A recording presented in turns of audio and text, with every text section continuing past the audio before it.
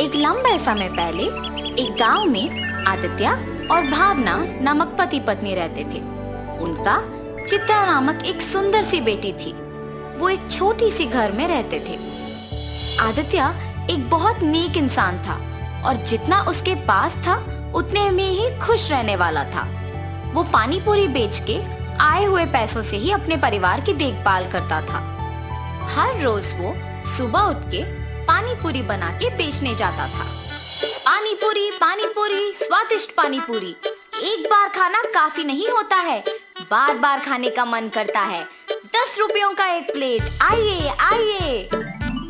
ऐसे पूरी गांव में जाते हुए बेचता था। उसके बनाए हुए पानी पूरी स्वादिष्ट रहने पर सभी लोग वहां खाना पसंद करते थे।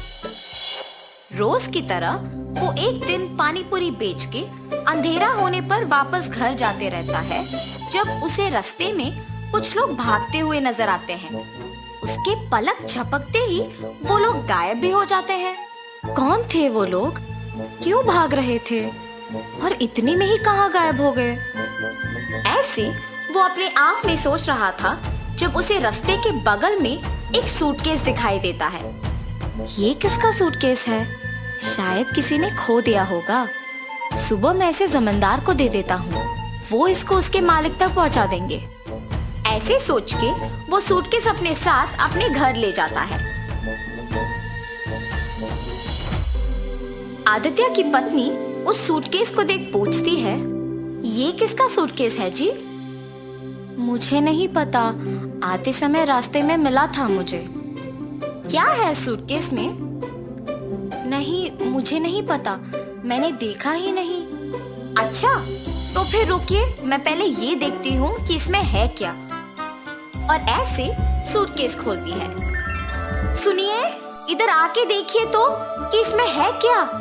हाँ, क्या है? पास आके देखने पर वो सूटकेस हीरे, मोती और सोने से भरा हुआ था। देखा आपने? कितने हीरे, कितना सोना है इसमें। अब हमें कभी वापस मेहनत करने की जरूरत ही नहीं पड़ेगी। भावना, ये सूटकेस हमारा नहीं है, किसी ने खो दिया इसे। कल सुबह इसे जमींदार के हवाले करने इसे लेके आया हूँ। तो आप क्या इसे जमींदार को लौटाएंगे? हाँ, मैं ये स्वीकार नहीं करूंगी। हम इस सूटकेस को हमारे ही पास रखेंगे। आपको मेहनत करने की जरूरत ही नहीं पड़ेगी। हम आखिरकार बहुत खुश रहेंगे। अपनी पत्नी का उस बात ना स्वीकार करने पर आदित्य उसे दुख ना पहुंचाने के लिए उसे कुछ नहीं कहता है और सोच में पड़ जाता है। अगर मैं उन हीरे और मोती को लेता हूँ तो गलत है, पर अगर मेरी पत्नी वो सब लेती है तो वो मेरी गलती नहीं है ना। ऐसे सोचकर अपनी पत्नी से कहता है, किसी और का कमाया हुआ मुझे खर्च करना ठीक नहीं लगता है। मैं अपने पानीपुरी का दुकान ही चलाऊंगा। तुम्हें जो पसंद तुम वही करो। ऐसे कहने पर उसकी बीवी बहुत खुश होती है। कुछ दिन बाद उसकी पत्नी मिले हुए हीरे, मोती और सोना बेच के एक बड़ा सा घर खरीदती है और वे सब उसी घर में चले जाते हैं। मगर आदित्य अपना पानीपुरी का व्यापार नहीं छोड़ता है। एक दिन जमींदार के पास एक औरत आती है। प्रभु, प्रभु, मेरे घर में किसी ने सारे हीरे, सोना, मेरी गहने चुरा लिया है। मुझे समझ में नहीं आ रहा कि मैं क्या करूं, इसीलिए आपके पास भाग के आई। कृपया मेरी मदद कीजिए प्रभु। फिक्र ना करो माता, मेरे पे भरोसा करके आप चले जाओ। मैं उस चोर को पकड़ के आपको बुलाऊंगा। जमींदार के ऐसे कहने पर वो औरत उन पे भरोसा करके वहां से चली जाती है। उसके बाद के कुछ ही दिन में जब आदित्य और उसका परिवार एक बड़ा घर खरीद के उसमें रहने लग जाते हैं, तो गांव के लोग में उन्हीं के बारे में खुसर पुसर शुरू हो जाती है। ऐसे ये बात जमींदार तक भी पहुंचती है। एक साधारण पानीपुरी बेचने वाला एकदम से इतना बड़ा घर कैसे खरीद पाया? पता नहीं प्रभु, किसी को नहीं पता। गांव के सारे लोग भी आश्चर्यचकित होके इसी के बारे में बात कर रहे हैं। ऐसे ही मैं सुन के आपको बताया। ठीक है, उन दोनों को इधर लेके आओ। जी प्रभु। जमींदार के कहने पर सेवक उन दोनों को उनके पास लेके जाते हैं। आदित्य, मुझे तुम्हारे बारे में सब पता है, तुम्हारे व्यापार के बारे में भी पता है। तुम्हें कुछ पूछने के लिए यहाँ बुलाया हूँ। पूछिए प्रभु। कुछ नहीं, तुम इतने कम दिनों में उतना बड़ा घर कैसे खरीद पाए हो? सच बताओ। क्या ये पूछने के लिए जमींदार हमें यहाँ तक बुलाए हैं? मुझे ही बताना होगा कुछ, वरना मेरे पति सब सच बता देंगे।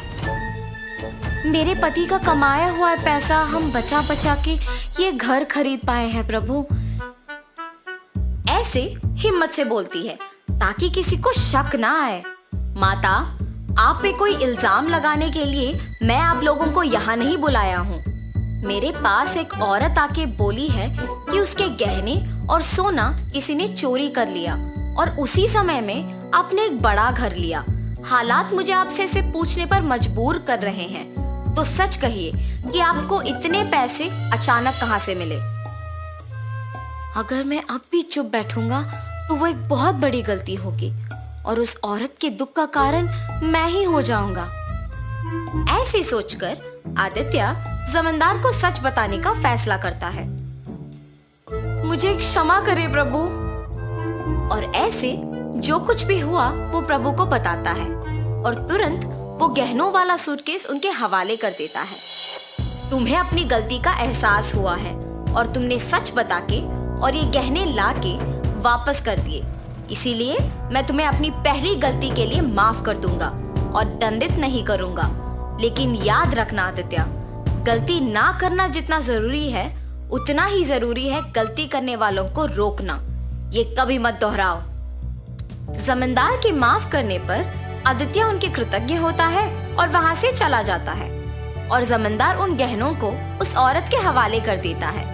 आदित्य हमेशा की तरह अपने पानी पूरी का व्यापार करता है और उसी से अपना घर को चलाता है। तो इस कहानी का नैतिक क्या है? गलती नहीं करना है, ये तो सबको पता है, और गलती करने वालों को प्रोत्साहित भी नहीं करना है, ये समझ लो।